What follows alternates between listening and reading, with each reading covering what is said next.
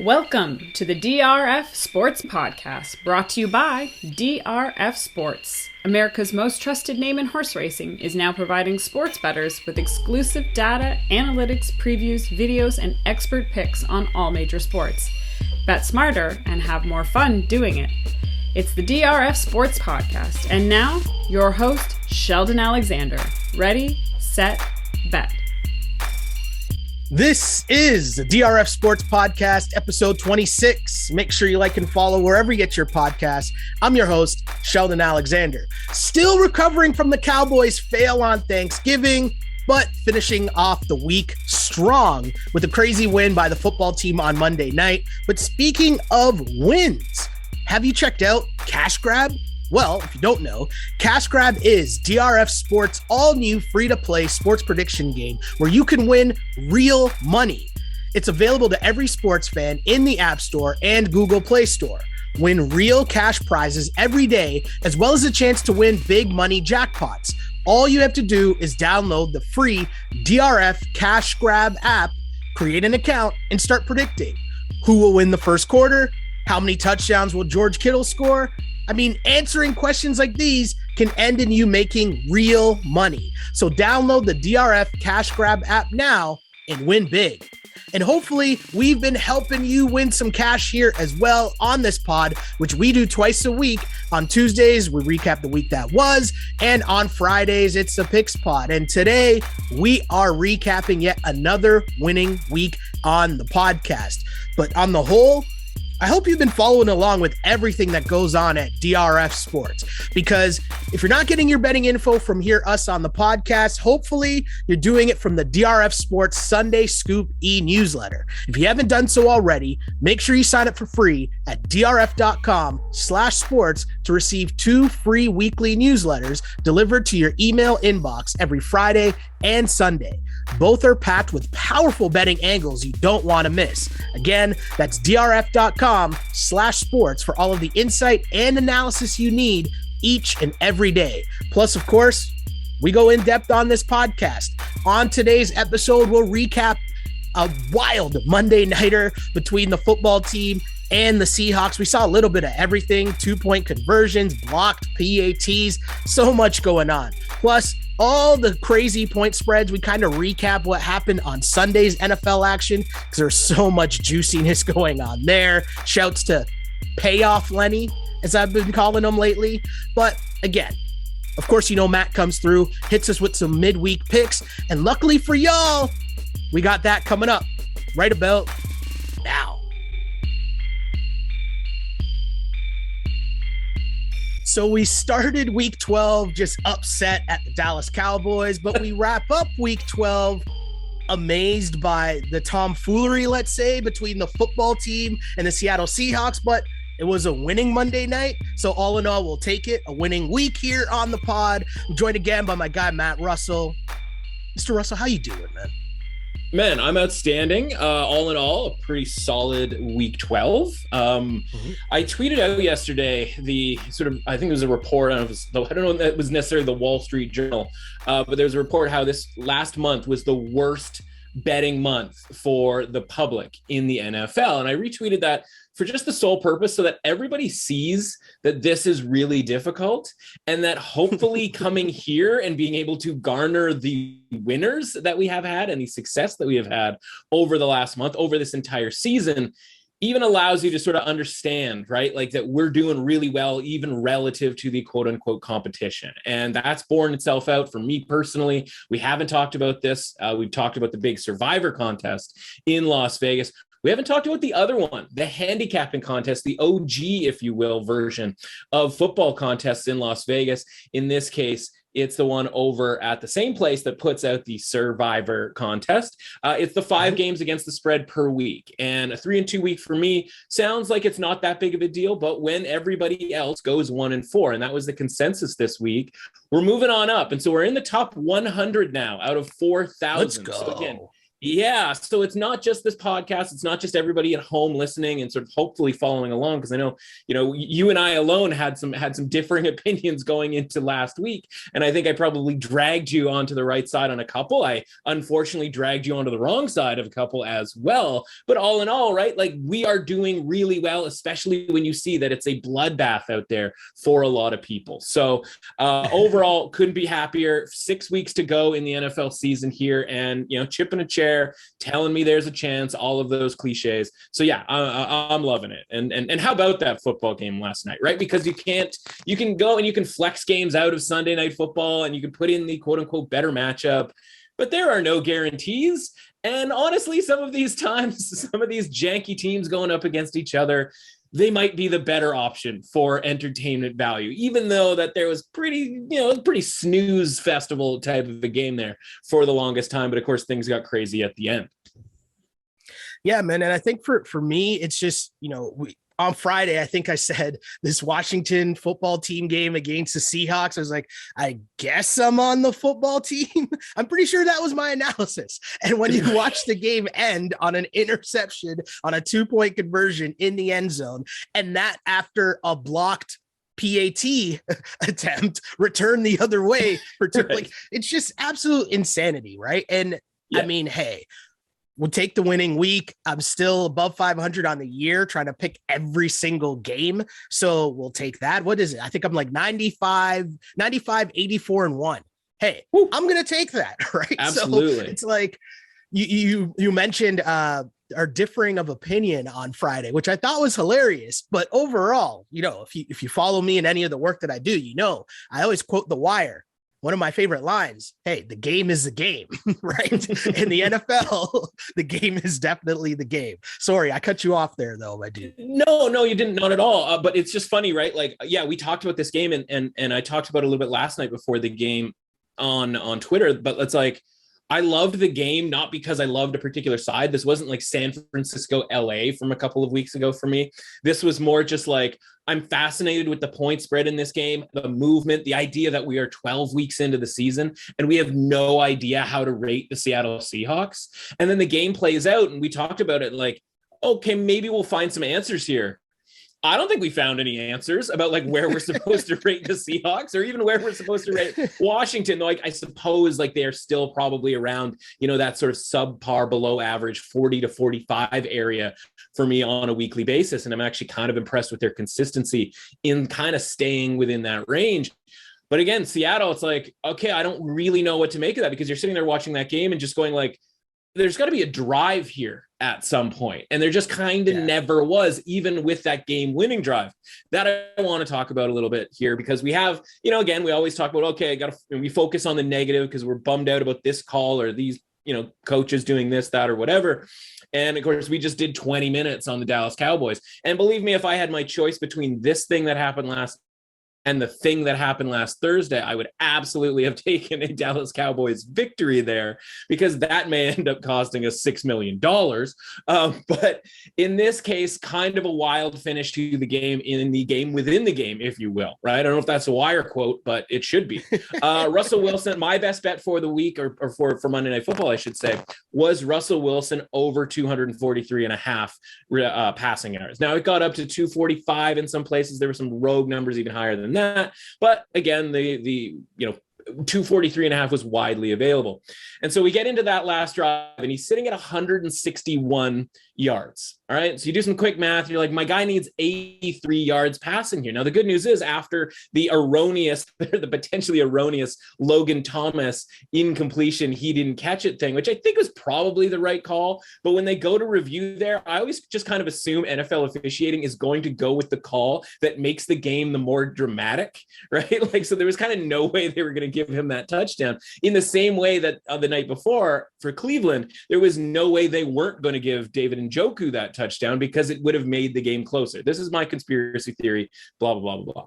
All of that is to say, I'm doing the math and they're at the 3 or 4 yard line. That's 96 yards to go. So I'm like, well, Russell Wilson's going to throw the ball every time here. So if he gets a touchdown, we're going to clear this over somehow. He is going to have 90 plus yards passing. Well, drive goes along there. And then, of course, the big extender of the drive was a pass interference call. And you go, oh, no, like that's 20 yards of non-passing yards. We have no chance to now get this. Even if he goes and he hits a 60-yarder here, it's not going to be enough. And then Russell Wilson takes a sack. He is there for us in all ways. He takes a 10 some odd yard sack and he goes backwards. And now all of a sudden, the full rest of the field, 70 yards, now gets us over the number. And sure enough, right, scramble, finding Tyler Lockett wide open, and he hits it, and he finishes 247 yards and goes over the number. And that's just an example of, listen, I talked about how I like that bet because Russell Wilson will never quit. That game could have been 2 touchdowns, and the Seahawks probably would have had a similar drive, right? He was going to keep throwing. We saw him do it down 17 to the Packers a couple of weeks ago, where it was like, my guy's coming off of a broken hand here. Like, let's get him out of the game. And Pete Carroll's like, nope, must keep throwing.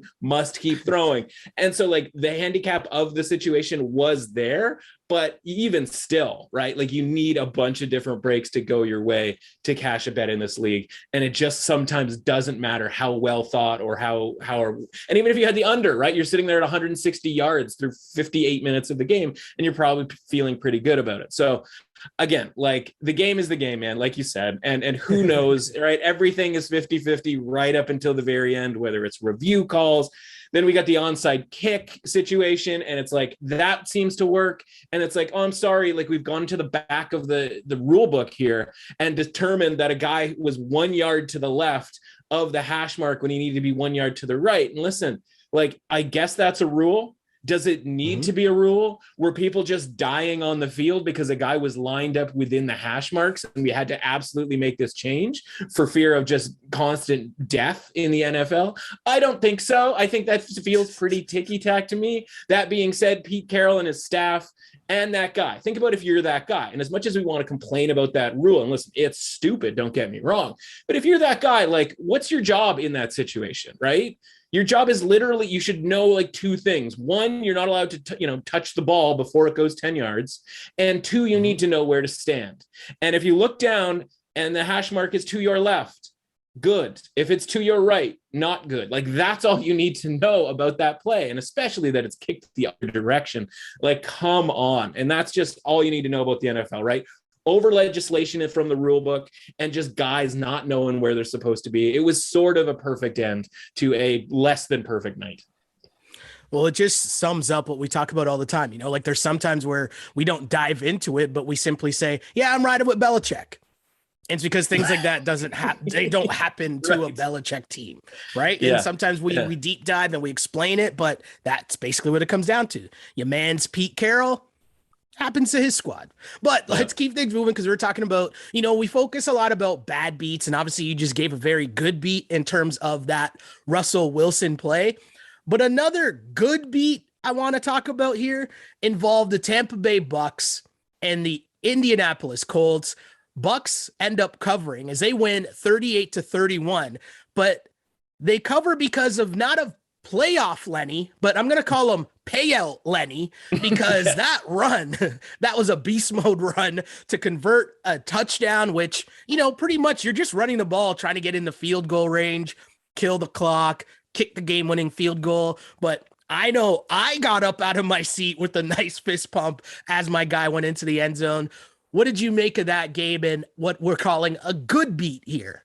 Yeah, that was a feline frightener around these parts. I have tweeted a couple of different times about my data analyst assistant cat here, and having any sort of animal around your house, right? You sort of figure out, I can't make any sudden moves. I can't make any, loud pronouncements, leap off the couch type things.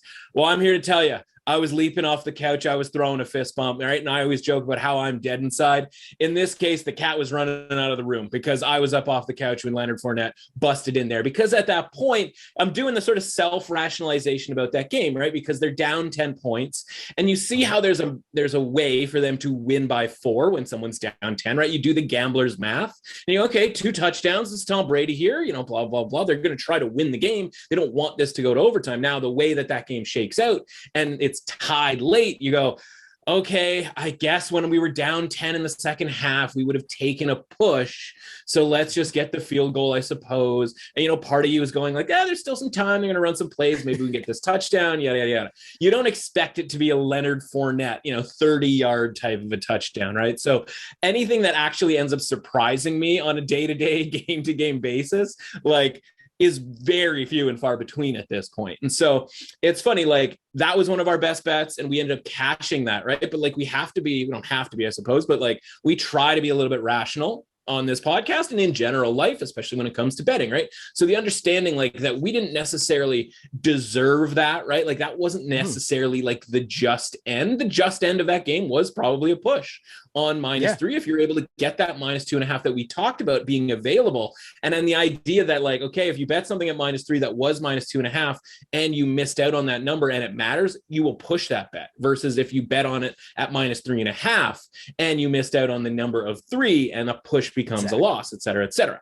So I try to be rational about it. And then comes the Sunday night game, right? And it's the Cleveland-Baltimore game. And I don't know if you were looking to talk about this game or not, but again, from a better standpoint, I'm sitting there going okay, we deserve this, a 3-point win for the Ravens, right? So that we get under it with +3.5. And I've got both games in the contest, right? And so I'm sitting there going infuriated by how that game goes because of course an official has to get his hands in the mix, right, and call a hold that wasn't affecting the play. And that's the thing that we talked about last week, where it was officials not officiating the game relative to how the game is playing out. They're just making calls, right? They're just calling infractions, and you could call holding on every play, and God knows they tried to do it on Thursday, but then all of a sudden there's a hold on the Ravens, right? And it's okay, that ends up now in this nebulous territory where we're probably going to see Justin Tucker because it's not close enough to go for it and it's not far enough away to punt. And it's just Justin Tucker is too damn accurate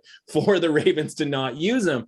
And you just go oh my God, they were going to run the clock out. That was going to be 2nd and 2. And the Ravens were going to get that first down and then just kneel out the game. And so I go, that win becomes a loss and a push becomes a win over on the other side.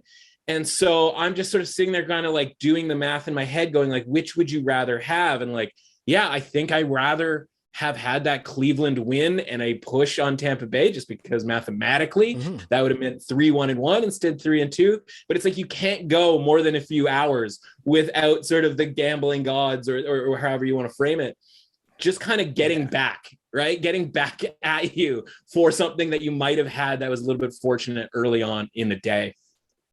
And it's so crazy, right? The half points matter so much as the Browns fail to cover the 3.5. And you mentioned you can't go too long without the craziness going on in the NFL. Apparently we can't go too many weeks without someone else on the Browns' dad calling out Baker Mayfield either. But hey, that's a story for another day. Right? Yeah, they're not having Dad's Day at the ballpark anytime soon, or it would just be a series of people on iPads, laptops, and their phones just shredding Baker Mayfield and everybody involved. And honestly, I feel like I'm the dad of a Cleveland Brown at this point because I'm shredding Baker Mayfield too.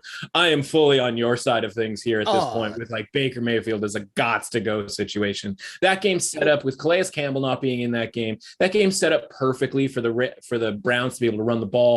And listen, they tried, I suppose, enough, but we also talked about Kareem Hunt being back and being a weapon in the pass game. Well, how much of a weapon was he? Not at all, right? And so whether it's Baker Mayfield or Kevin Stefanski, right? Kevin Stefanski might as well just give back the Coach of the Year trophy from last year because again, we talk about all the time, right? Just allow these guys more opportunity to prove that they're fools, right? That they're going to screw up, and they will, right? If you only give a guy 16 games last year, it's oh yeah, a lot of different coaches can look really, really good in a small sample size, but you give them long enough because this is a really complicated job, right? There's so many different parts to it, and you can't have, we blame Pete Carroll for, not having his guy lined up correctly, but it's like Pete Carroll's not the special teams coach, right? But like Pete Carroll's special teams coach has to be good enough to be able to have everybody in the right spot, right? And that's what you mentioned, the Bill Belichick element. Like every single coach on that team knows every single rule relative to that guy's position, and even probably a bunch of other positions, right? And so when you see all these other guys making these mistakes, game planning errors, not knowing when to use timeouts, not understanding the rule book, like that's why the Patriots are so quote unquote good, right? And that's why we've talked in the last couple of weeks about them as a contender here, because in the NFL, and I say it sort of every week, or at least I think it every week when I'm sitting there watching it, I'm like, is anybody winning any of these games, or are you just losing it less than the other team? Yeah. Right? Because it's just a matter of just allowing the other team to screw things up, and you're going to win a lot of football games that way. And that's the success of Belichick. And that's why some of these other guys, as much as they might have a Coach of the Year award up on their mantle, man, like you really got to wonder if anybody knows what they're doing out there. But it's because it's a really tough job. It's a really tough job. Yeah. Another guy who does know what he's doing. He's not a coach, but he is a quarterback. Mr. Aaron Rodgers leads the Packers to a 36-28 victory over the Rams. Solid cover for the Packers at home. This was a game that we were on either side on, and I swayed over to the Rams, and I'm okay with that. But what I do want to talk about here, right? As I said, hey, the game is a game. But what I do want to talk about here is how does this affect your rating on each team going forward? Because, you know, Matthew Stafford and the Rams still seem to be struggling to find like their identity this season. Meanwhile, you have the Packers just keep rolling. Yeah. And honestly, I think you're right about the Packers, right? Where it's like you talk range, right? And how tight of a range they have, because every game you get the same thing from the Packers, even when Aaron Rodgers, I shouldn't say even when, but in the case where Aaron Rodgers might not be playing, it's like, okay, the defense is still pretty good, right? We want to punch holes in like this guy being out and that guy being out. And eventually like the house of cards has to kind of fall. It's the same thing for the offensive line, right? Another guy goes out in Jenkins a week ago and you go like, who's left on this offensive line? But it doesn't matter, right? Aaron Rodgers is that guy. And I don't know if he's going to get the MVP because listen, people are mad at him about, let's just be honest about it, flat out lying about whether he was, vaccinated, but it's just, you watch it and you just like the accuracy and the chemistry with just kind of anybody, right? Like he just sort of creates an instant chemistry on the football field with his receivers. Like it's very rare that somebody's not going in the right direction. And if they aren't, like he's still throwing them open in a lot of situations. And you just marvel at it. And you go like, I don't know what the ceiling is for this team.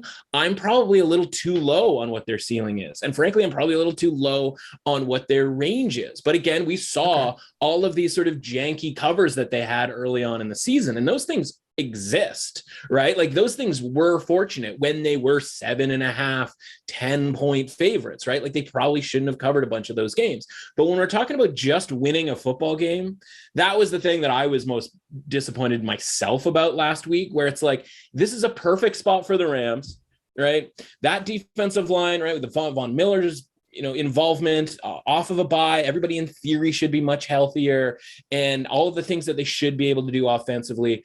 But it looks like that Robert Woods injury is going to be a really big deal. Again, not necessarily because of the numbers he creates from a pass catching standpoint, though that's clearly a thing, especially with how he creates that, right? With short yardage type stuff, getting him open. Whereas Odell Beckham Jr. just does the same thing, right? He just runs down the field and like, that's kind of it. He turns around. Hopefully he doesn't fall down. You see him fall down a lot. To me, that's the first sign of somebody being washed, right? You saw Des Bryant come back in a weird example last year. And like the guy couldn't even stay on his feet when somebody threw him the ball. Like to me, that's the first thing that goes when you're a wide receiver.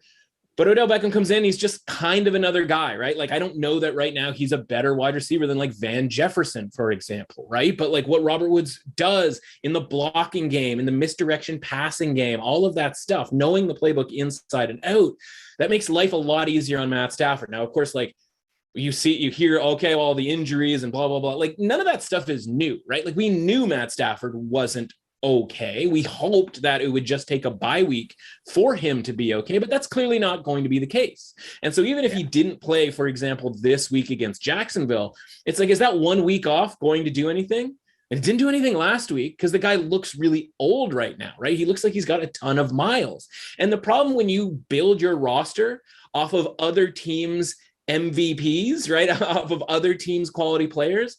If those, and we say this a lot too, like if one team is willing to give that person away or to trade that person or to sort of close the door on that person, that's a really big indicator, because these teams should know their players better than anybody else, right? So if Von Miller can get paid to go somewhere else, right, so they can buy a couple of draft picks, essentially, if Matt Stafford can be traded away, if, you know, all of these other guys that are on that roster from other teams, like, that has to be some sort of an indicator that maybe these guys aren't all that they're cracked up to be. And when you have to pay them and take up salary cap space, and then you have to fill the roster with some secondary type players, right? A lot of those DBs on the Rams were getting torched by other guys that weren't just Devontae Adams, and God help them when they were on Devontae Adams, right?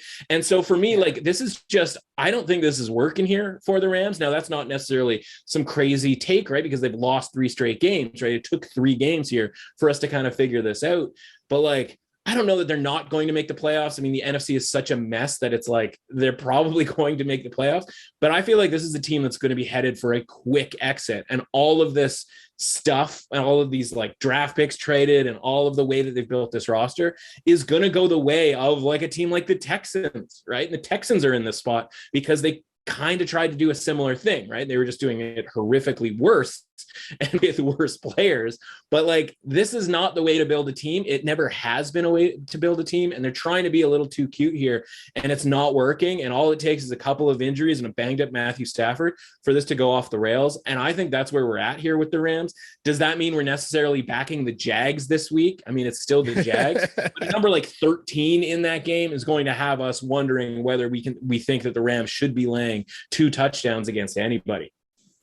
Yeah, I think the Rams kind of switched up their identity in terms of like, you know, what we saw before was normally a run team, right? Yeah. A team that, and I get that you upgraded from Jared Goff to Matt Stafford, but that didn't mean you had to completely go the other way and just have my guy back there just hucking it around, right? Because that's not. Yeah. Like, yeah, it's funny. Good. It's just not that good. Yeah, it's funny, right? Like, you take Matthew Stafford, and again, I think Matthew Stafford's a really good quarterback, or has had a really good career. For sure. And he was just saddled with the Lions. But it's like, okay, if you could go backwards in time and draft early Matt Stafford, then yeah, like, that's absolutely what you would do. But you wouldn't want him after 10 years of getting annihilated in Detroit necessarily, right? So the funny thing is, the one affecting guy, I shouldn't say the one because they have Cooper Kupp, even though I think he was undrafted, or at least way, way, way down in the draft, but the one guy that they've drafted in the last few years is the one guy that they're missing this year that I think is a bigger deal than we give credit for, because we look at running backs, right? I certainly do go replaceable. And the point is like, Cam Akers is a guy who was drafted and like came out last year, right? Like, he was like running over dudes. He was running by dudes. He was in the passing game a little bit, right? Like, he's almost single-handedly won them that playoff game in Seattle. And then he goes out and we just kind of forget about him. And everybody in like fantasy football moves on to like Henderson or Sony Michel, and like, oh, it's all just going to work out because this is just a run. These are just running backs. But like, they got him not in the first round. I believe he was a 2nd or a 3rd round pick. And so they had this guy that was a difference maker on this team. And now you just watch Henderson, who's just, you know, he's just not it. And Sony Michel, obviously, he's on his 2nd team. Speaking of like, you know, guys who other teams are willing to give away. And you just go like, maybe it would be different, because obviously you reference like the Todd Gurley era, right? Like the run the ball first type of Rams. And that's what they could have been this year, only with Matthew Stafford as the quarterback.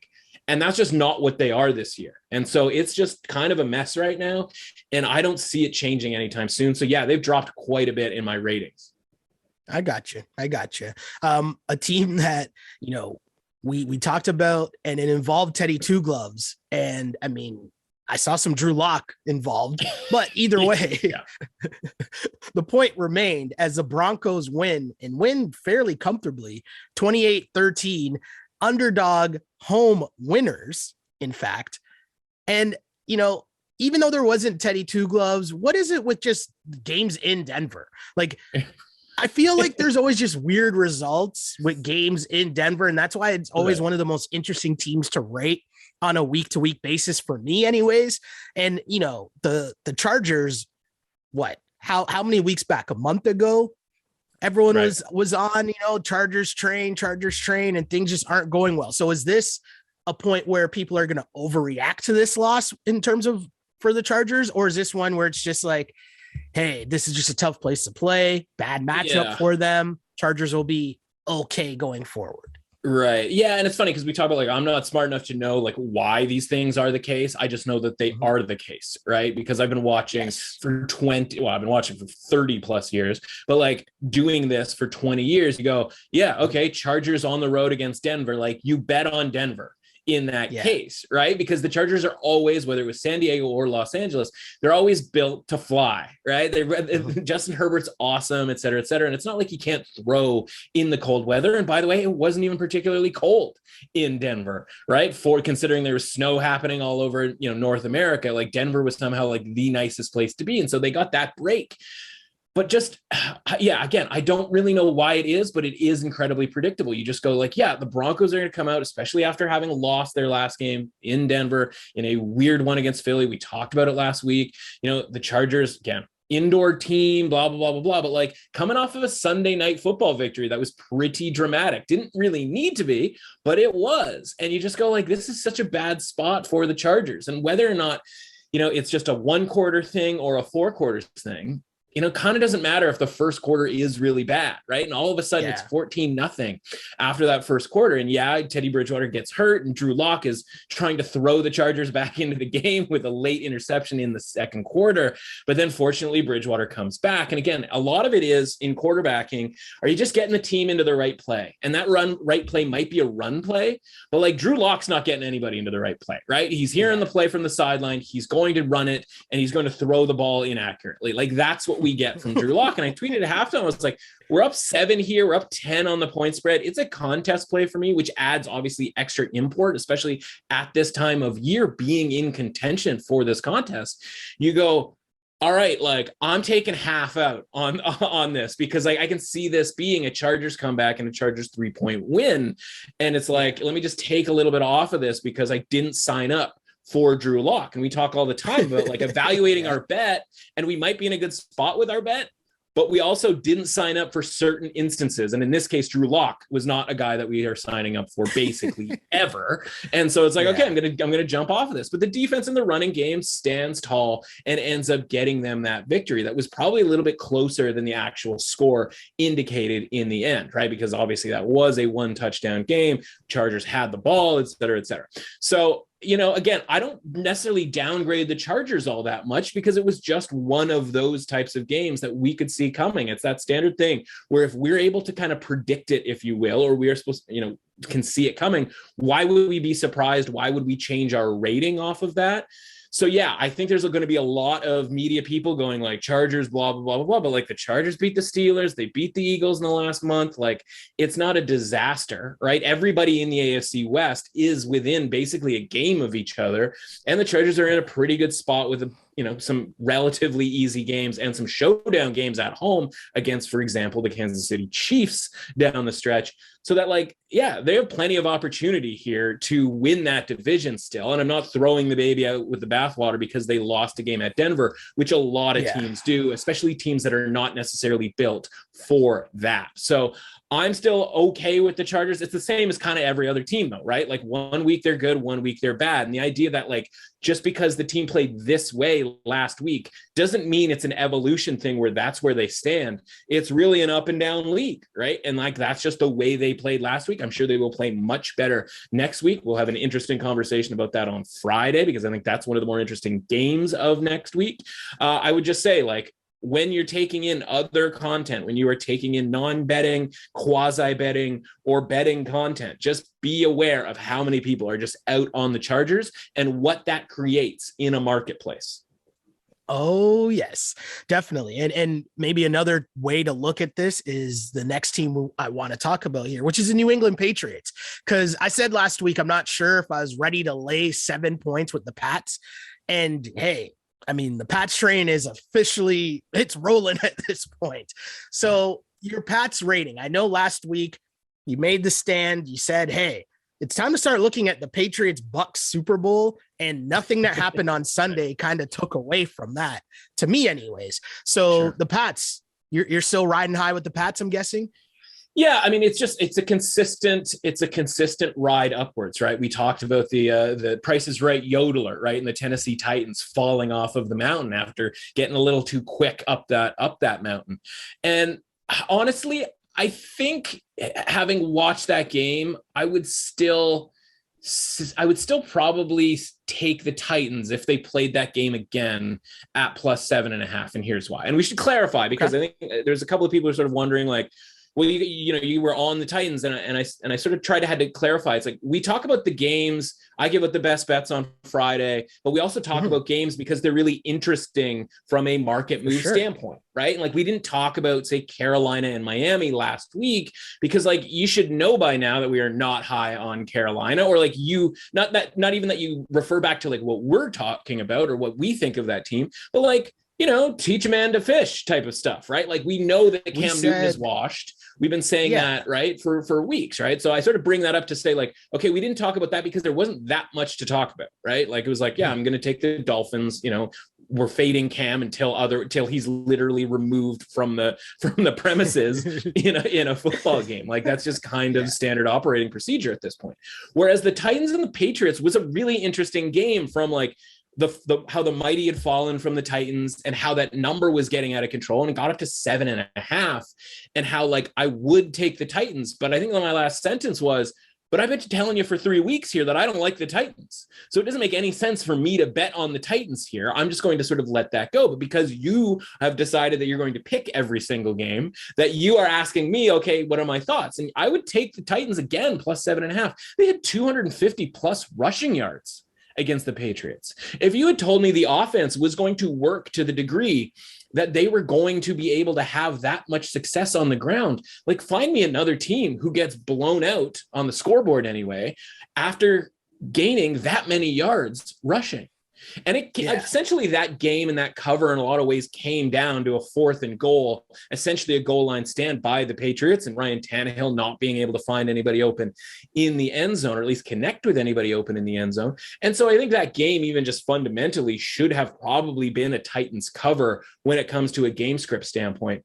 But again, if you had told me that they were running for 250 yards, I'd have some real questions about the Patriots. And I think that's going to be the exciting thing about this Monday Night Football game coming up next week, is like, this is a referendum for both teams. And again, we'll talk about that on Friday, but like, that's really, really exciting, because you look at and as much as, you want to say, oh yeah, I'm riding high with the Patriots, it's like, you have to give them credit for covering games over and over and over again. That's the point of the ratings, right? If they are covering games and they're exceeding our expectations, then yes, we have to slowly drag them upwards. The idea is, don't drag them too far where you end up betting them at a bad number at some point. And maybe that's what's coming up here on Monday. We'll sort of have to crunch a few more things to sort of figure that out. But like, that liner kind of feels a little bit low. And so, I just look at it and I go, okay, how high can I go with the Patriots safely doing so?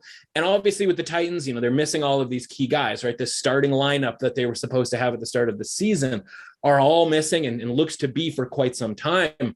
And so that's a major sell, obviously, right? And like, how low can we go with that team? But again, if you're grabbing guys off the bench and they're running for 250 yards and you're getting 7 to 7.5 points, I don't really care who the other team is. Like, I'm probably going to make that bet and be okay if it loses, because again, sometimes things just go, and we always talk about like the point spread always kind of coming down to one play, and whether that's a 2-point conversion in Seattle against Washington, or whether that's, a late touchdown that might get through the back door, right? It's all just coming down to one play. So you can't beat yourself up about a win or a loss in any instance, right? But again, that game was worth talking about just for the sake of it being a really interesting point spread, in the same way last night's was. Sometimes those interesting point spreads, though, mean you're less likely to bet them, right? They're fun to talk about. They're fun to sort of break down, but like, I don't really want to be in on that because it is interesting, which means it's probably confusing, right? Like, it's probably something we need to talk about because we don't have a significant side one way or another.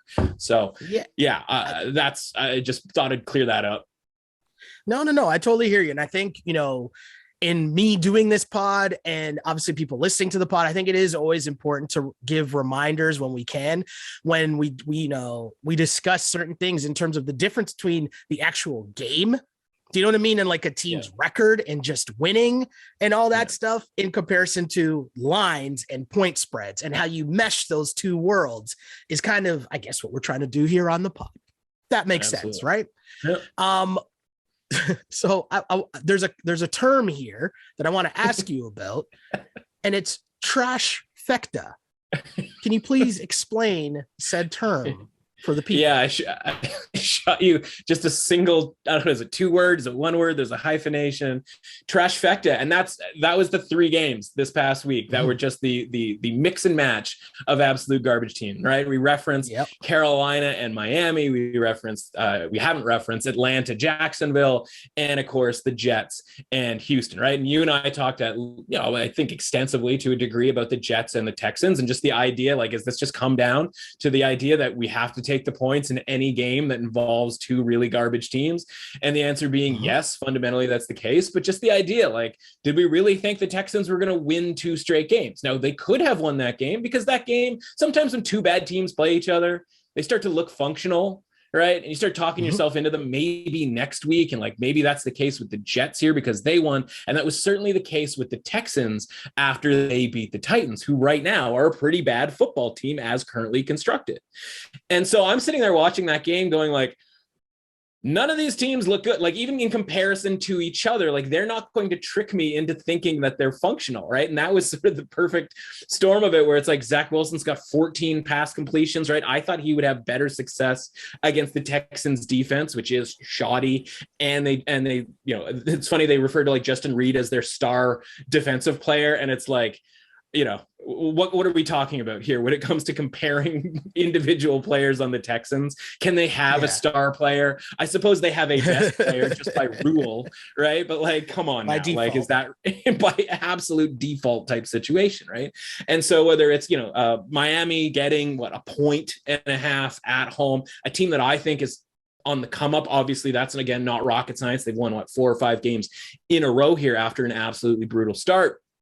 So that's a team that we have to watch for as far as being sort of a frisky underdog. We talk about Cam Newton not being very good. He was as bad as, honestly, I think I've ever seen any quarterback. He had a 64-yard completion and still finished with under 100 yards on a day where they were trailing the vast majority of the game. Like, that's a horror show. Go ahead, man. Yeah. Can I just say that I have DJ Moore in fantasy and it was a pretty good game somehow? Like, I don't even know how that's possible. Right. But yeah, I was out with friends on Thursday and he's talking to me about his fantasy lineup, because everybody has to talk to me about their fantasy lineup. And he's like, DJ Moore. And I'm just like, yeah, I know you got to start DJ Moore, but it is not going to be all that fun, right? And it's just not, it might work out for you. It's just not going to be a fun experience to actually have, and then you got Jacksonville, right? And like, Atlanta couldn't have looked worse over a couple of games, but like, guess who matters? And it's crazy to say it. Cordarrelle Patterson matters, right? And as long as he's in the lineup, that opens at least some options there where Atlanta can put up this record that they have, where they've got 4, 5, 6 wins and they're in the hunt. In the playoff hunt. And it's like, because they've literally beat all of these garbage teams that they've gotten a chance to play, right? They've had their own personal trifecta or quadfecta or quintfecta over the course of this season, where it's like, oh, Jags, Jets, Texans, sure. Like, it's like all of these teams that are just absolutely horrendous. So just kind of fun that we had those 3 games. Fortunately for me, I went 3-0 in those games, but a lot of the premise was just like, Texans shouldn't be favored against anybody ever. The Jags against a relatively healthy Falcons team can't be under a field goal underdogs, right? Like, just take whoever is a small favorite in that game and fade Cam Newton into oblivion, right? Some of the most basic stuff. And as much as, you lose a game like the Rams game or the Sunday night game and those high profile games, the garbage teams, the trashfecta games, those pay out just as much, right? And so just some basic principles sometimes lead you to a lucky weekend, if you will, when it comes to those types of games. Amazing. We're gonna switch things up a little here. Normally we have our pick for the Thursday nighter a little later on in the pod, but I kind of want to get to it here. But before we get to said Thursday night pick, a reminder: the DRF Sports Sunday Scoop e-newsletter. If you haven't done so already, make sure you sign up for free at drf.com/sports to receive 2 free weekly newsletters delivered to your email inbox every Friday and Sunday. Both are packed with powerful betting angles you don't want to miss. Also, make sure you sign up for that. Plus, check out Scott Gramling's weekly six-pack. And if you don't know by now, you're missing out. But my guy also has very in-depth game previews as well. All of that and more at drf.com/sports. We got you covered with all the info and insight you need, as well as we do that on this pod as well. So let's get to the Thursday night pick, which, you got the Cowboys at the Saints. And this spread, I mean, you have the Cowboys favored by 5, right? And the Cowboys are on the road, which is an interesting number here because it falls in what we like to call the Vegas zone. Now, I'm trying to put aside my hurt, my pain, my lack of trust that was lost with the Cowboys last week, but I can't see how I'm gonna laying the 5 points on the road seems like a lot to me. That's my initial lean. The fact that this is in the Vegas zone seems really weird. So I guess my first question that I need to ask you is, where did this line start? Right. Well, it started at 6, right? And that's based off of, again, how bad the Saints looked last week. And then you've got a couple of elements here coming in, and not the least of which, for a couple of very different reasons, is obviously your boy, Mike McCarthy, not going to be on the sidelines. Positive COVID test. He's out for this game. And of course, the jokes immediately hit Twitter. Kind of like the Cowboys now, right? Kind of like the Cowboys now without Mike McCarthy to mess things up. Now, I don't know necessarily who is going to replace him. I haven't seen that. I imagine maybe it's Dan Quinn, obviously head coaching experience, but is that even any better? Probably not. But the larger sort of bigger case issue here isn't the coach being out. It's the fact that rumors were then spreading, pardon the pun, that 8 other guys, and that might be a trainer, right? That might be just hangers on essentially on the Cowboys, or it might be somebody important. And so we don't necessarily know that just yet as of this taping, right? And now this line comes down to 5.5, comes down to 5. It's down to 4 right now. Yeah. It's down to 4 right now.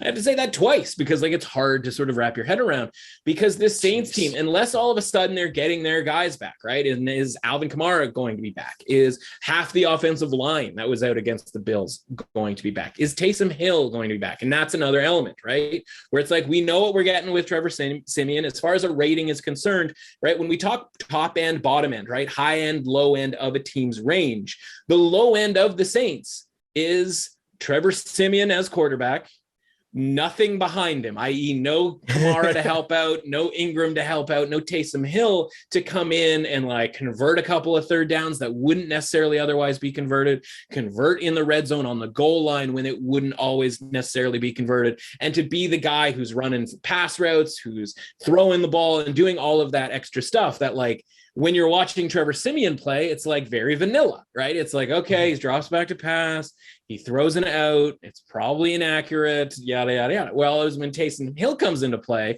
anything is possible, right? All kinds of stuff is going on, right? And that's difficult for a defense to prepare for. And it's a difficult situation for a defense to execute against, right? And so we hear that he is taking first team reps already this week in practice, which means he goes from being the emergency quarterback the last 2 weeks to just being the quarterback here for this team. And so that's very interesting. And again, if you get a Kamara back and the offensive line back, then the Saints do become really interesting.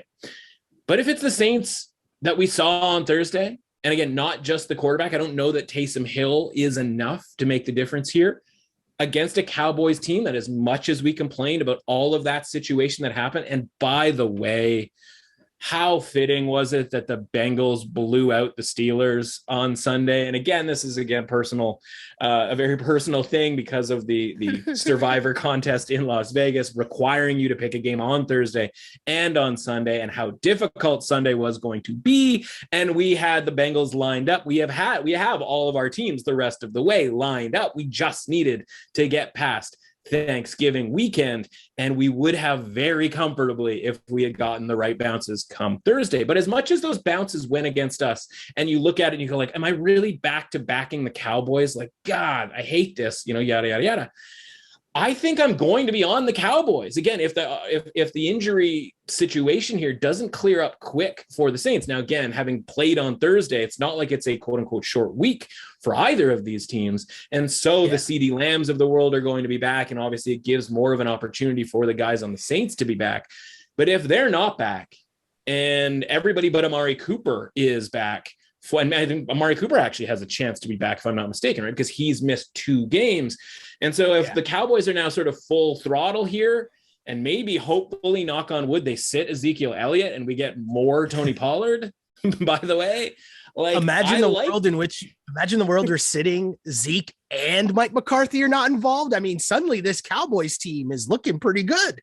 Yeah, exactly. And that's kind of my point, right? And if those two things are going to happen and the line is going to move down because the assumption is that those things matter, then this is absolutely the time to back the Cowboys. Now, if we find out that those 8 players or 8 individuals on the team, if that exists and they are on the team and they matter, then that's going to be a really big issue. So I can't sit here and say hammer away on the Cowboys, but the idea that this is in the quote unquote Vegas zone where you're not giving up a ton if you don't get 4, right? If we find out the injury issues are what they are, and this line ticks back up to 5.5, as long as you're still getting under 6, you'll be in pretty good shape here, I think, right? It's not going to cost you. This game probably won't land on 5 or 4. And just as I say that, that's probably exactly where it's going to land because I put that out in the universe.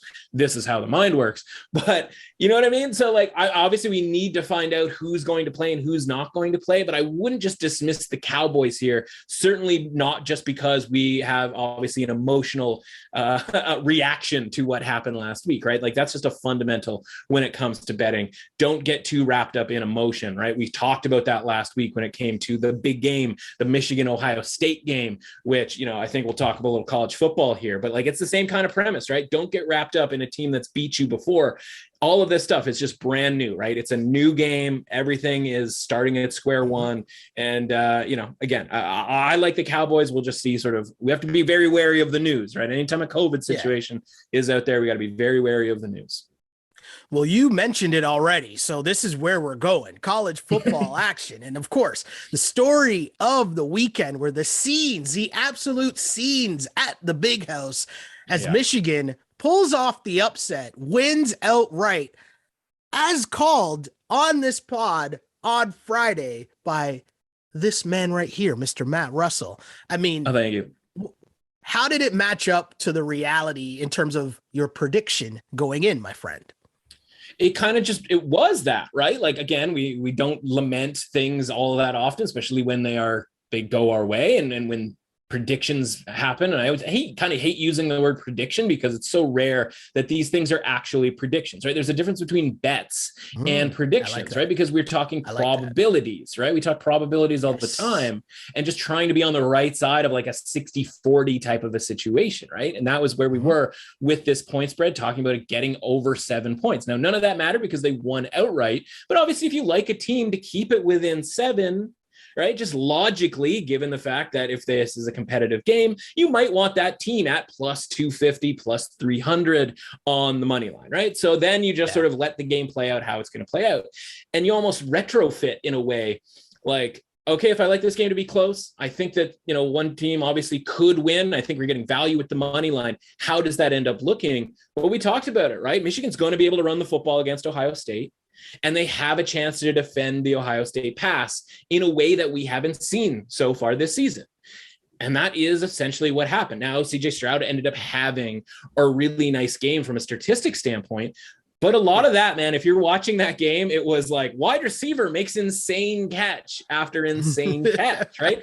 And that was my complaint with CJ Stroud all season long. And it's a complaint in italics, right? Like it's not really that much of a complaint, but it's more just like the idea that he was the Heisman frontrunner and how quickly that went, right? It took one half of football to get him to be the Heisman. And it took about a half and a half, right? A 3/4 of a game for him to be out of the Heisman race just like that. And it's because he's got got all of this NFL talent. And like, we'll talk about the other guy involved in all of this, but it's like when all the NFL talent is surrounding you, like this is how you end up with Baker Mayfield as a 2-time Heisman finalist, a Heisman Trophy winner, and the first overall pick, and a team really bummed out that they are stuck with Baker Mayfield. Now, fortunately for the Browns, they don't have to sign him to the big contract. They can let him go at this point. And I think that's probably where this ends up going, or at least it should. But that's how you end up with the likes of Baker Mayfield being a focal point in our lives, because he was a number 1 pick. Why? Because he's in the Oklahoma offense, with a NFL offensive line with the CeeDee Lambs. And I'm sure I'm probably mixing and matching my wide receivers here, but like all of these wide receivers that go in the first round, and whether it's LSU, Alabama, whatever, right? And that's what makes it really hard, because Joe Burrow is the same situation. He was the same situation where it's like NFL guys up and down the roster. And it's like, yeah, he won the national title.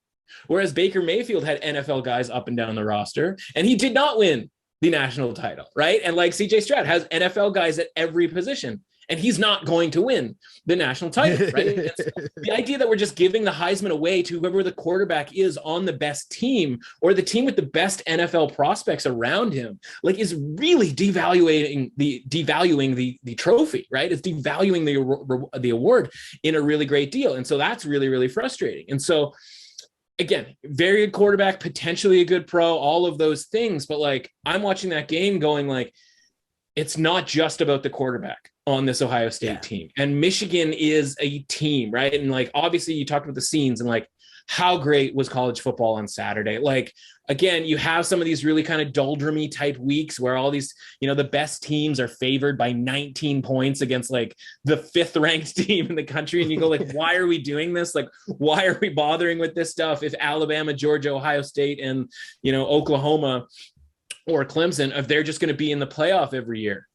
Well, we're 3 relatively big favorites. Again, it's college football, who knows, but we're 3 relatively big favorites winning on the weekend, to having Cincinnati in, something that we didn't really think was going to happen, even up until last week, to having Michigan in, and to having Oklahoma State in, right? Like, those are 3 teams that, like, if you had bet them, listen, I still don't know that they're going to win the national title. I still don't even really think they're going to win the national championship, because Georgia is such a truck. But just if you had any of those 3 teams, like, that kind of, I will admit, like I said, and I still stand by it to a degree, like, why would you pick one of these long shot teams? Because they have no chance of actually winning the title. But when weird stuff happens, right, and you get these 3 teams potentially in there, one of them is going to make the final, and you never know what, at that point, you never know what's going to happen, but you'd be riding a pretty high price. So again, such an outlier season. It went from a season where we thought this might be an outlier season to, oh wait, this is going to be the exact same thing over and over and over again, to now again, back around to outlier type of a season. So awesome for Jim Harbaugh. Again, I've ripped him. It's sort of standard, right? Like, eventually you need to win a game in some of these big time games. And he did it. And good for him. And the Juwan Howard coming out on the field after, like, all of that stuff was like, for those of us, of a certain age, like, just having him out there, and like, it was really, really cool. Elsewhere, again, we were lucky enough to go 3-0 in the big games, right? The game, Michigan, Ohio State, the Iron Bowl was an easy win for us against the spread, and Oklahoma State was a wild ride. And so Bama almost blows it, and that would have been really interesting. Auburn should have gone for 2 at the end of that game. Like, that was pretty brutal. A horrific coaching decision. If you're a 19-point underdog and you get the ball at the 2-yard line, you take it, man. Like, you take that one shot to knock off Alabama, to knock off your rival. They don't do it. They want to play more football. What a horrendous decision that is. Brian Harsin really disappointing there. But again, we look forward to the SEC championship game. That line is starting to escalate a little bit here, right? If hopefully maybe you were on top of it watching that Auburn game, trying to find a line, because I know a lot of sportsbooks still had Georgia and Alabama up at 4 points. And we talked about like the idea of that line moving slowly up. That's up to 6.5. And then obviously the Bedlam game, Oklahoma State wins it, and Lincoln Riley, peace out, right? Like, within 12 hours, he's on a plane to USC, and it's just like, On the field, it was awesome for college football, and off the field, it's awesome because, it's like the combination of like the NBA off the field stuff and like the NFL on the field stuff. And you're just like Lincoln Riley's landing on a red carpet in Los Angeles, and Brian Kelly's leaving Notre Dame to go to LSU. And it's like, by the way, Brian Kelly, like there's still an outside chance Notre Dame makes the playoff. Right? Like it might be if Baylor beats Oklahoma State and Georgia beats Alabama, like there's a spot there in that fourth slot that Notre Dame might fill, right? Because if it becomes between Baylor and Notre Dame, who do you think the committee is going to pick?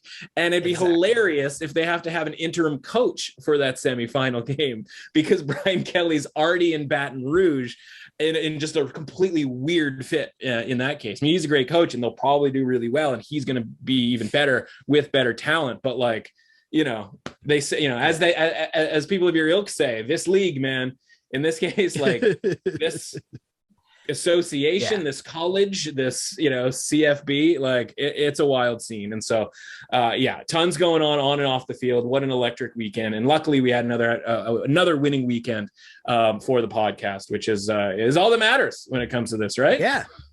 Yeah, just by the numbers, having a pretty good season. And there's some Friday picks you want to get to here as well. Yeah. So, we could talk about this on Friday, but like podcast comes out in the afternoon. These games are at night. Maybe this podcast is a Saturday morning thing for you, right? Like I don't know how people necessarily listen to it. Maybe they're sitting there waiting for it to publish and it's the first thing they listen to. What a great thing that would be, right? That's the dream. So Friday we have a couple of college football games here, college conference championships, I should say. We have the Conference USA game, Western Kentucky at UTSA. These are two teams, right? The Western Kentucky Zappy Hour and the Road Runners of UTSA. These are teams that have been on all season long, and rightly so, as they meet in the conference championship game. So which one of our children are we going to pick? For me, this is Western Kentucky. And even though the game is being played in San Antonio, so there is a quote unquote home field advantage for UTSA, that almost didn't really do them all that much good here a couple of different times as they played some close home games here down the stretch. Western Kentucky, they're just going to throw it on you over and over and over again. They had roughly 1 billion points in the second half this past weekend against Marshall to get into this game. I think they can do the same thing against UTSA. I like Western Kentucky here. Try to get the -1 that's available out there. There's some -1.5. There's some, juiced up money line, that sort of thing. Anything in the -120 on the money line or -1 on the point spread is worth it. The one thing that needs to be mentioned about college football, if you didn't notice, not that it mattered from a point spread standpoint at Jordan-Hare on Saturday, but 2 is a key number in college football because you get to that overtime. It's really easy to get to the quote unquote shootout, right? The 2-point conversion shootout. And so if you're sitting there and maybe there's a number at 1.5 and maybe you like the underdog, try to get that 2. A lot of the times you'll be able to get +2 for really cheap because it's not considered a big difference between 1.5. But you've got a game that's lined tightly, which means it's going to be, in theory, a close game, which means there's a possibility, a relatively high possibility, that it goes to overtime. And if you get that +2 and it gets to that third overtime, you're good. Worst case scenario, it's a push. So just remember, in college football, the stats won't back this up because there aren't any stats for it, right? We've only been doing this for 1 year, and there's this overtime thing. There's only been 2 prominent times where it's happened, where it was Penn State, Illinois, and Auburn and Alabama. So just remember, if there's ever a +1.5 out there, and also on the flip side, right? If there's a 2, maybe 1.5 is the play that you want to go for a couple extra dollars, because it's not going to be priced the same way a leap from 2.5 to 3 is, right? A lot of times you have to pay 15 extra cents to get that difference in pricing. Not the case when it goes from the 1.5 to 2. So key element there, Western Kentucky -1. And then the more interesting game, arguably here, at least from a handicapping standpoint, the Pac-12 Championship. Now, again, the starch has been taken out of this game because Oregon is not going to make the college football playoff, even with a win. But we watched this game a couple of weeks back, just 2 weeks ago, Utah crushing Oregon, right? 28-0 at halftime. I remember tweeting, and I don't do this a ton as far as like home team or look at like the atmosphere or whatever, like how can any team win in this atmosphere? Because everybody's playing within the lines and all of that. But I tweeted then, 4 seconds into that game, not even, the game hadn't even really started actually, into the broadcast, If Oregon can win this road game at Salt Lake City, I am going put them in the playoff right now, because this is going to be incredibly impressive. Now, it was the opposite of that because they got trucked by Utah, but this line goes from -3 in Utah to -3 in a neutral site in Las Vegas, right? Like perfect conditions, like none of that situation that they would have had to deal with here. And I think that the line needs to adjust a little bit more than nothing for the location change in this game. Because if Utah makes sense as -3 at home, but even with that blowout, again, it's just one game. We talk about this all the time. It is just one game. We're refreshing the scoreboard. You don't think Oregon wants to refresh that scoreboard? You don't think they want to have this? You don't think they're going to be prepared to do some things against Utah in, again, perfect conditions? We're getting a full 3 points with Oregon because of that blowout game. Use that game to your advantage from a value standpoint. And so for me, Oregon +3, getting the full 3 points on a neutral field against Utah is a really good deal. Does it mean it's going to cover? As we always say, no, of course not. But I think you're getting a really nice discount here on a game that should probably be closer to a pick'em, maybe even Oregon favored by a little bit here. So I like Oregon +3. I think defensively they're going to be a lot better, and offensively they've improved a great deal over the last couple of weeks. Anthony Brown, a little bit more accurate to our dismay last week against Oregon State.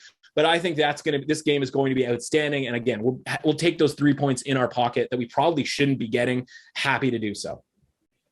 And let's kind of wrap things up here and go through some NCAA basketball as the hoop season is underway. Hoop season has been fun so far. You previewed it last week, the Duke and Gonzaga game, which lived up to the hype. That was just a great matchup.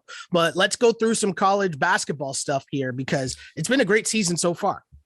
Yeah. And listen, we didn't win the bet there, but we sort of paid for the idea that this season was not over, right? Because if we talked about if Gonzaga beats Duke at 7-point favorites, which they could absolutely do, we just saw them do it to UCLA, then pack it in, jam done, right? Season's over. All we're going to hear is Gonzaga is that much better than everybody. And then all the stooges out there are going to be like, well, let's see them prove it in March. And then maybe they don't win the tournament in March. And now maybe that ends up being the case here for Duke, because they are now the undefeated team who beat Gonzaga, and now we have to lo and behold here Duke, and look out everybody.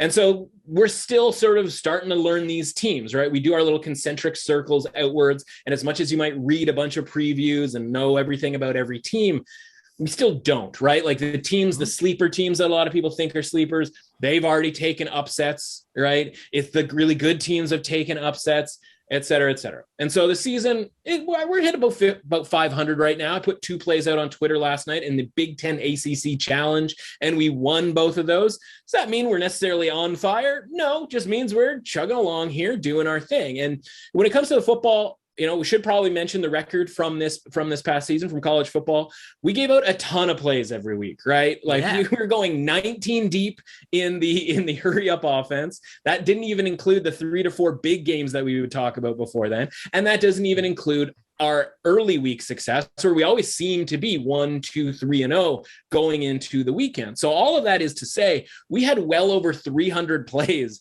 on the podcast this year. We went 167, 144, and 5. Now that's 53.7%. So 53.7%, that's above the 52.6% threshold that we need to be profitable. And that ends up making you about 9 units if you are betting into a -110 line. There are books out there that offer less than -110, which means, of course, your losses will be a little bit lower and your profits will be a little bit higher. But the point is that 53.7% over 300 plus games adds up. Right? This isn't just, 53 out of 100. Okay, that's all right. But it adds up. And so college basketball, we can only hope to be 53.7%, because over the course of a college basketball season, you're probably going to have 1,000 plays. Maybe not necessarily all on this podcast, but you at home, if you're betting 3, 4, 5 games a night, given how many games there actually are, right? This is the type of thing that if you can sustain just 53.7%, you will be happy at the end of the year because of large volume. All that is to say, let's get it kicked off tonight on the pod in a really big way with 5 games in the Big Ten ACC Challenge. Again, we saw Iowa win on the road yesterday. We saw Illinois win at home. So the Big Ten is up 2-0. Does anybody remember any score of any Big Ten ACC Challenge ever? No. Nope. We're only going to remember whether or not we win these bets. So again, handed out a couple winners on yesterday on Twitter. Hopefully anybody who's following me at Russ Authentic over there caught those. Couple fun games tonight. Indiana at Syracuse. Your boys, the Boeheim brothers out there, loving it. Can Indiana, it always comes down to, can Indiana take advantage of the Syracuse zone? Can they play within that and be able to create offense there?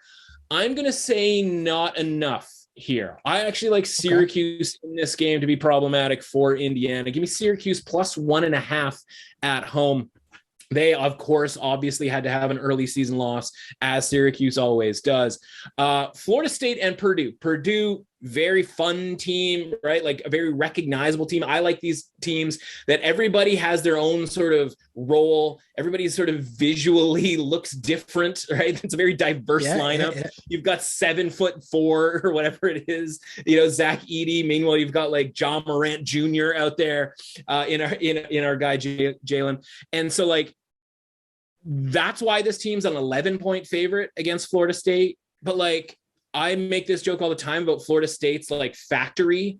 They have this factory of dudes, right? And like, yes, your boy Scotty Barnes isn't on the team anymore, but like there's always just a factory of dudes that all, speaking of non-diverse, they all look the same because they're all just athletic freaks out there. And they're just a problem for any team, especially defensively. So I actually like them to stay inside the number here, even on the road against Purdue, because they're getting 11 points. And now this again, maybe isn't the best Florida State team, but we never know that until March rolls around, because all of the changes in the roster every year, and because they have like 10 guys who could play. And does Leonard Hamilton, whittle that roster down? Does he keep it super deep? Like Scotty Barnes didn't even start last year, right? It's just because okay, we're just kind of making things up as we go here for Florida State. But again, defensively, I think they can hang around here with Purdue plus 11 in that game. Northwestern and Wake Forest here. This is not the high profile matchup of the Big Ten ACC Challenge here. So let me try it with Wake Forest -1 here. Again, I don't know necessarily what to expect from a Northwestern team on any given day. A lot of times it's not that great for Northwestern. A lot of times it's not that great for Wake Forest either. Give me the home team in Wake Forest here in a fun. Not ready to say that Northwestern's going to go and win a road game in the ACC, even if it is a relatively equally matched team. Speaking of equally matched teams, Clemson and Rutgers. I actually think Clemson can win a road game in this sort of made up series here. Give me Clemson pick 'em here against Rutgers. And then the big one, Duke at Ohio State. Yes, that's correct. Duke is playing a road game in the non-conference. Your boy, Coach K, wants nothing to do with road games. Give me a Las Vegas neutral site. Give me New York neutral site. Chicago, maybe even just the street. I don't know. Anything other than going to another team's barn. In this case, Ohio State, even though unranked, I think they're going to be ready for this Duke team. I think physically they can match up with this Duke team. And I'm always up for fading Duke as a short favorite on the road, whether it's in conference or not. Ohio State gets the win over Duke, and then we get another little shot of rejuvenation that, no, this season is not just about Gonzaga. It is not just about Duke. It is about a handful of teams here. The tournament's going to be outstanding. We can get that buzz going now, and then we'll start really getting into it come January for the conference schedule. That's going to be outstanding. So, again, that's the hope here that Ohio State, at the very least, at +3 is worth a bet. I think they end up winning this game outright. Love it, my dude. And so many picks as always. And I know I've labeled the Friday picks pod, but we got picks on Tuesday too, because that's just what we do here. And also what we do apparently is hand out more winners than losers. Hey. But if the people want more from you, hey, that's the goal, right? That's the goal. Yeah. Eventually we'll have a bad week and everybody will think we're complete idiots. But until then, a couple of geniuses over here. Hey. If people want more from you, because as you mentioned, right, there's a lot given out on the Twitter feed. What exactly is said Twitter feed that the people can find you at? That's right. At MRussAuthentic on Twitter. Everything that I write over at The Score gets retweeted through there. Monday is ratings day for me, right? Which is just a lot of data entry. So the NFL ratings go up. My ratings, right, for betting, for, going forward. Don't really care what's happened in the past, other than obviously just these teams putting together their statistical resume. How do I rate them going forward, right? And that's how I build my against the spread bets, right? Am I getting value with these, right? It's by and large a starting point, right? Because obviously every week is a little bit different. You and I get into the sort of psychology, and I don't know if I said that correctly, the psychology of the game, along with obviously our pre-ratings. And so, again, that's worked out really, really well. And so you can see those over at The Score. Started in on the hockey, basically just once a week at this point. That's going to get cranked up come January as well, once there's a little bit more time on our hands. And then a ton of college football stuff going forward here. I mean, obviously had a really nice season, even better than the 53%, hit 57% on the games that I wrote about over there. And now we get into conference championship week. I got a Power 5 preview coming out. Obviously that's going to include the Cincinnati-Houston game. That's coming out later on today. And then we get into some individual games, the Big Ten championship and the SEC championship, and obviously the other 3 games in the Power 5 as well. And then bowl season is going to be just absolute mania, trademark term. I understand that. Going to be complete chaos, as we forget, because last year, I think we pared it down because of COVID to like 20 some odd games. There's like 40 bowl games. Cancel Christmas, not because we don't have the money for it, because we do. It's just, I don't have time for it. I'm not going to have time for this because we have just like 5 games a day, basically, for a couple of weeks straight. It is going to be electric. So all of that stuff is happening. And of course, right here with the pod with you, man, like talking about all these games as they come up each and every week, which is an absolute thrill for me. And, on just after Thanksgiving, right? Should give thanks to everybody who's listening to this, as well as yourself for having me on, because it's an absolute delight. It has been my pleasure. It's been a lot of fun to do this each and every week, twice a week, in fact. And thanks again for coming on. My pleasure, my friend.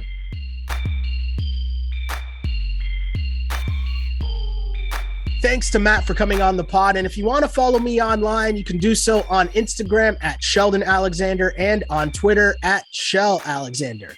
Like and subscribe to the DRF Sports Podcast wherever you get your podcasts. And for more on this brand new project for DRF Sports, if you're not familiar with the letters DRF, well, Daily Racing Form has been around for over 100 years, giving you all of the horse racing information, data, and analysis. But now they're taking over the entire sports world. So if you want coverage on every football game, as well as the NBA, MLB, and more, head to drf.com/sports for all of the details and insights, as the site has all of the data on every game, including offensive and defensive stats, betting angles, line movements, key injuries, head-to-head records, and team stats. The DRF data is what powers our power trends. So if you want to see which trends our analysts have selected, follow us on Instagram and on Twitter. And if you want access to all of the raw data, go to drf.com/sports. That's where you get the usual previews. Plus, we go into the games in depth on this podcast. Basically, however you want your betting information, we've got you covered. That's all I got for now on the DRF Sports Podcast. Remember to catch us every Tuesday and Friday. My name is Sheldon Alexander, and until next time, see ya. Thanks for listening to the DRF Sports Podcast. Please subscribe, rate, and review the show. For more sports betting advice, go to drf.com/sports and follow on Twitter at DRF_sports.